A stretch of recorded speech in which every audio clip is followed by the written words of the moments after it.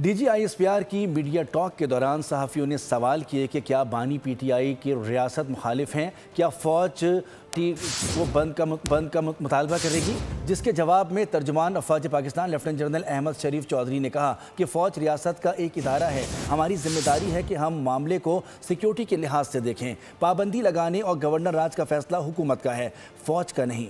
Bold news की anchor अफसा कोमल ने सवाल किया कि आपने कहा था कि बानी PTI सिक्योरिटी थ्रेट, रियासत मुखालिफ और भारत के हाथों खिलौना है, क्या ये सिर्फ मजम्मती बयान है? लेफ्टिनेंट जनरल अहमद शरीफ ने जवाब दिया कि बानी PTI जहनी मरीज भी हैं।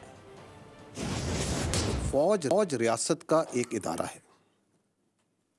हमारा काम ये है कि हमने अपना पर्सपेक्टिव देना। You have used the very right word कि we give our perspective on the security issues.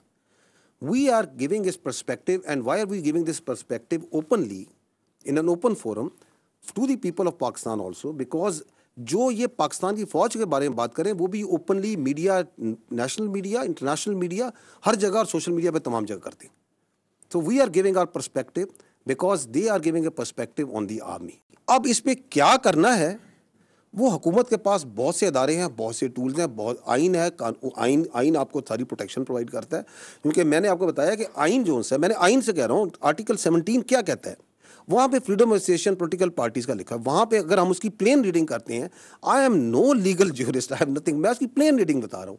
वो ये कहता है कि फॉर्म ऑफ कि आपको एसोसिएशन की पॉलिटिकल पार्टीज बनाने की इजाज़त है, लेकिन किसी ऐसी चीज़ की पॉलिटिक्स की इजाज़त नहीं जो कि सिक्योरिटी और इंटेग्रिटी ऑफ स्टेट के खिलाफ हो। We are one entity. ये पता नहीं लोगों के जहन में कौन सी बीमारी या सोच ये डालना चाहते हैं कि ये पाकिस्तान की फ़ौज और पाकिस्तान के अवाम के दरमियान दरार डाल सकेंगे, डाल ही नहीं सकते। गवर्नर राज, गवर्नमेंट का फैसला गवर्नमेंट समझेगी, nothing to do with the army. Don't try to mix apples and oranges. जो इन्होंने किया वो भी कभी किसी ने नहीं किया। सब्सक्राइब करें और बेल दबाएं ताकि कोई खबर रह न जाए।